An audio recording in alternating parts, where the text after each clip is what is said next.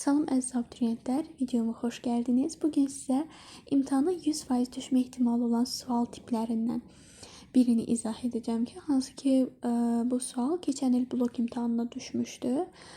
Şərtimizi oxuyaq. Deyir ki, cədvələ əsasən verilmiş cümlələrlə bağlı yanlış fikirləri müəyyən edin. Birinci cümləmizi oxuyaq. Birlikdən yaranıb zəfər döyüşdə, dostların birliyi gərək hər işdə. Yaxşılıq etməsən əgər insana, böyüklük şərəfi verilməz sana. Əvvəlcə bizim baxırıq şərtimizdə deyir ki, yanlış fikirləri bunu bir qırağa qeyd edirik.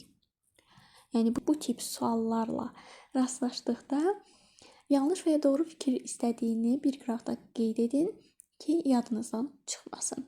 Birinci fikrimizə baxaq. Deyir ki, komponentləri yalnız intonasiya ilə əlaqələnmişdir. Bəli, biz baxırıq, görürük ki, yalnız intonasiya ilə əlaqələndirilib. Yəni, başqa əlaqələndirmə vasitəsi yoxdur. Bu fikrimiz doğrudur, amma bizdən yanlış fikirlər istəyirdi. Deməli, bir olan variantları çıxırıq. Hər iki tərkib hissəsinin qrammatik əsasını təşkil edən üzvlər söz birləşməsi ifadə olunmuşdur.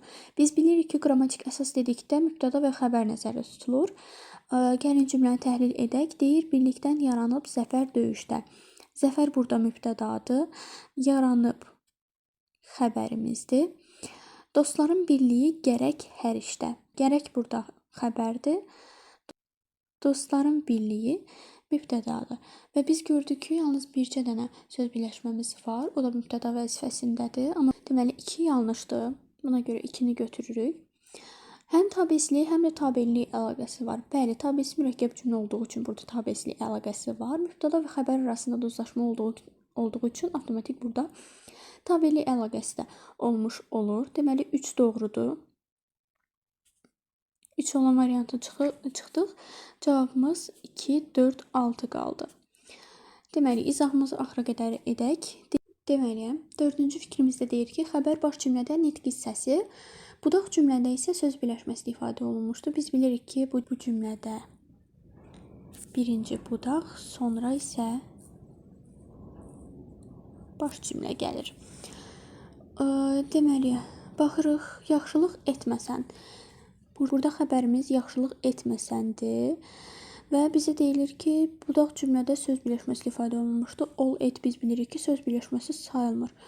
Buna görə 4-ümüz yanlışdır. 4-ümüzü götürürük. Köməkçi nitq hissəsi əlaqələndirmə vasitəsi kimi çıxış etmişdir. Baxaq, köməkçi nitq hissəmiz deyir, əgər insana yaxşılıq etməsən, böyüklük şərəfi verilməz sana. Bu doğrudur. Buna görə 5-i götürmürük. Doğru fikirdir. Söz sırasının bərpa olunması cümlənin quruluş növünün dəyişməsinə səbəb olar.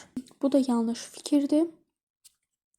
Buna görə 6-nı da götürürük. Cavabımız 2, 4, 6, yəni C variantımız. Bu tip sualların ardından gəlməsini istəyirsinizsə, komment bölməsində öz fikirlərinizi yazın və səhifəmizə takib atın zəhmət olmasa ki, mən də bilim ki, bu izahlarım sizə faydalıdır.